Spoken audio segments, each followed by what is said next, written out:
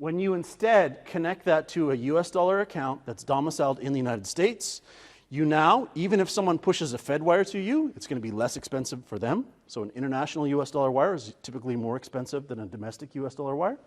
There's also going to be no lifting charge to receive that payment. So it credits your account. No one is going to charge you anything to receive a payment in that account. Better yet, if you're sending or receiving payments in ACH, the guaranteed full value transfer that the customer initiates to you is going to be received in your account, and it will arrive the next business day, and it will be guaranteed funds in all intents and purposes. So if you're a Canadian entity, you have a US dollar bank account at Bank of Montreal in Toronto or Calgary or whatever the case might be, the key benefit of this service and that in-country connectivity is it lowers your cost of processing transactions, gives you real-time value, and connects you to the in-country ACH network.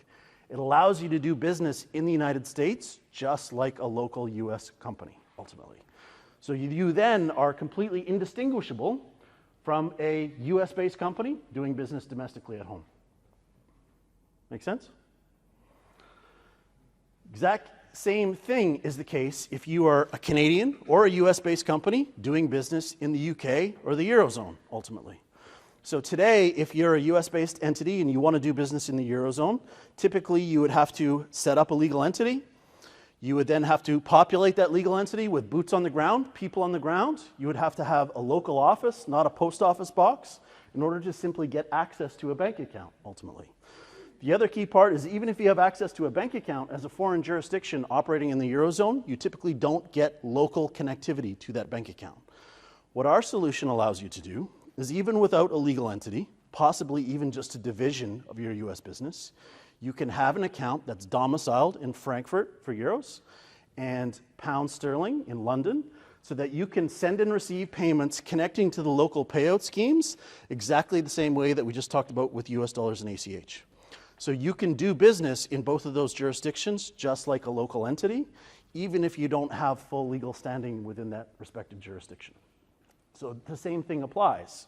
You can receive payments without any fees or correspondent charges. You can make payments via that in-country connectivity that are significantly more cost-effective than initiating a SWIFT wire from the United States. Make sense? Simple concept? Ideally, yes. So, as I've said, there's a single easy-to-use platform. So this is our core trading and payment system that we have today.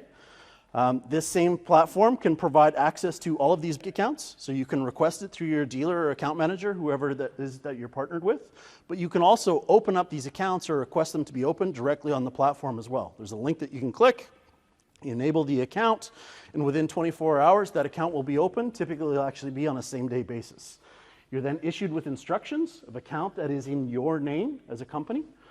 Not in Corpay's name. You can then issue those instructions to whoever your customers are or your payors that are paying you to your account, and then you can begin receiving funds into that account immediately, ultimately. Same thing for outbound payments. You can initiate payments from those accounts on a same-day basis as well. We'll show the debit, and I'll show the outbound transaction being funded from that account. You can also hold multiple accounts in the same currency. So some of our customers would have a setup where they would say, I want to open up a euro account for just my outbound payments, and I want to have a separate euro account for all of my inbound payments for reconciliation purposes.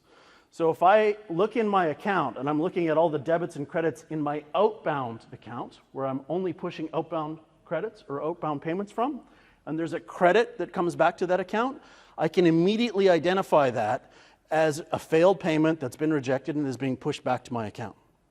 The same thing is true as if I have an account that's set up for only AR reconciliations or incoming funds. If I see a debit leaving that account, then I know immediately that something has gone wrong. Either a payment has been rejected and recalled, and it came back as NSF that a customer pushed to me, or something else has transpired that is immediately recognizable that that's a problem, that's an exception that I need to manage.